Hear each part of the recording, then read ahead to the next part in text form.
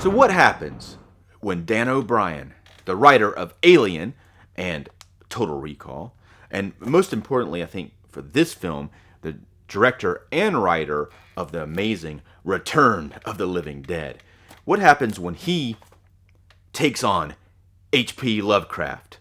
Well, high expectations for one, but also you get the Resurrected.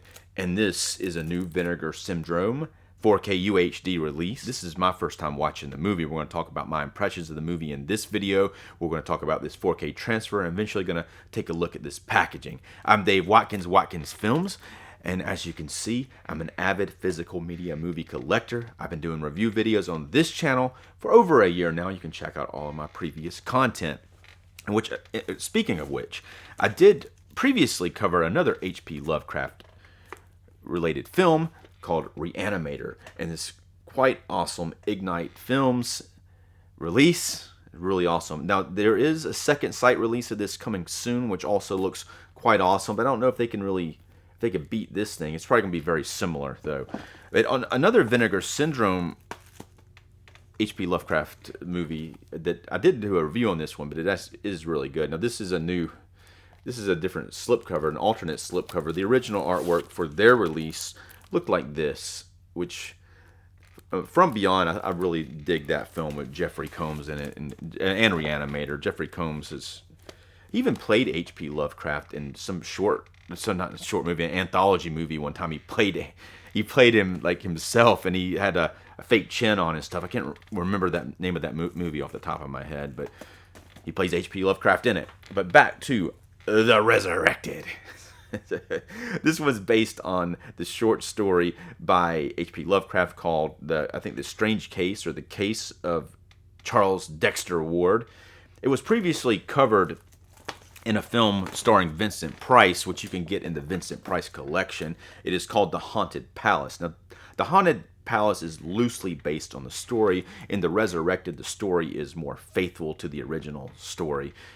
However, I do prefer the Vincent Price version, but it is kind of a mixture of an Edgar Allan Poe movie and a H.P. Lovecraft film, and that's probably the first time that Necronomicon appears on screen.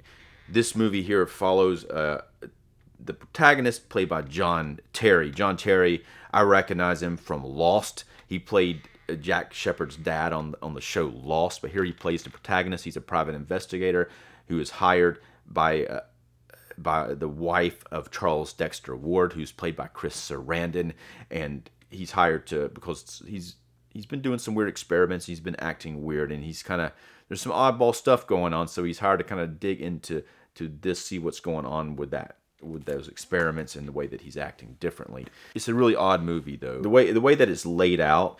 It's laid out, and sometimes it will follow like Charles Dexter Ward's character, Chris Sarandon's character. He's probably the more interesting character in the movie. It'll follow his character for long periods of time in flashbacks when people are talking. So you see a lot of flashbacks in this, and there's some pretty deep flashbacks too, because Charles Dexter Ward's ancestor, I think his name's Joseph Kerwin, who is I'm not really going to. I don't know if I really want to get into the bigger, deeper twist of this thing, but he has an ancestor, and it even goes into flashbacks of his ancestor further into it.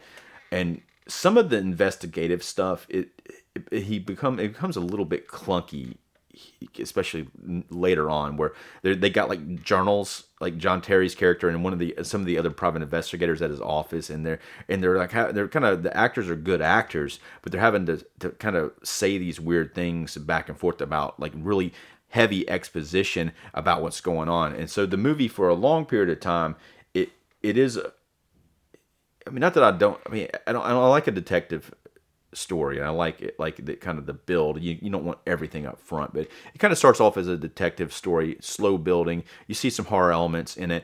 By the time you get to the end, it does turn into a pretty proper monster H.P. Lovecraft film. They end up going in the basement of Charles Dexter Ward's house, where there's these tunnels, and then eventually you see monsters. And Characters often make baffling decisions that are in your head, that are they are baffling, and you're like, why do they do that? Or they could have handled this a little better. And so there is some questionable things, especially with the protagonist, and that he does, or decisions that he makes to protect people for what reason, I don't know.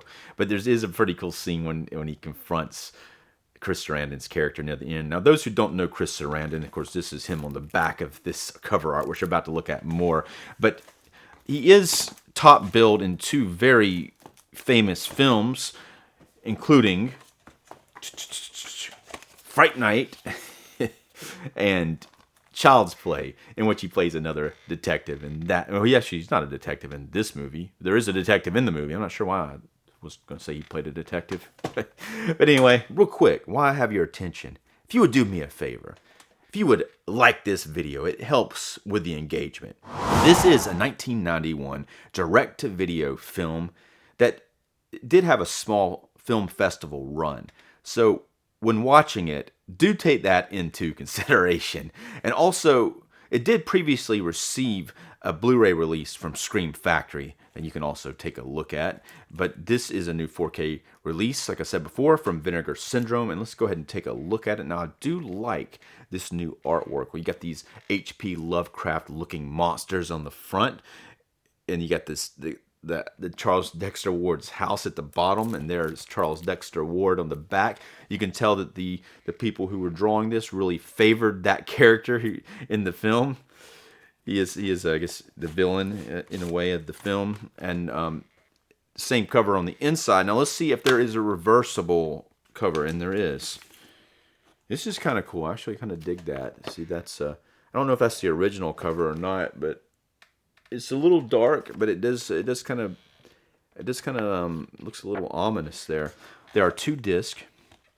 There's a Blu-ray and a 4K, and so I was able to compare both of them. And the 4K, it does have HDR grading, where the Blu-ray does not, which it does enhance it a little bit. It does enhance the picture. It does make it a little more vivid. The colors stand out a little more. The black levels are a little deeper on that release. Now I'm going to take a look at the back of this and see if there's anything that we can pull from it. It says, contains the 105-minute feature presentation of the Resurrected, presented in Dolby Vision, HDR, and the newly scanned and restored from its 35mm original camera negative with the following sound options: English language, 2.0 soundtrack, and commentary track. And there's a commentary track with some people on it. And there's a new interview with Chris Sarandon, which is pretty good interview. There's an interview with the actor Robert Romanus. Now, Robert Romanus, I hope I'm saying his name right. He's in Fast Times at Ridgemont High. You're probably going to recognize him from that. He's actually pretty good in this film, even though his character is not written very good. But I do like the actor himself. And then there's an interview with film critic and author Kim Newman, that he does a lot of these movies, a lot of them. And there's a lot of archival extras, so there's a pretty decent amount of extras on the disc here. And it does have this. It's impressive that it did come from the original camera negative, and they were able to do a grading on it. That being said, there is a lot of film grain in here.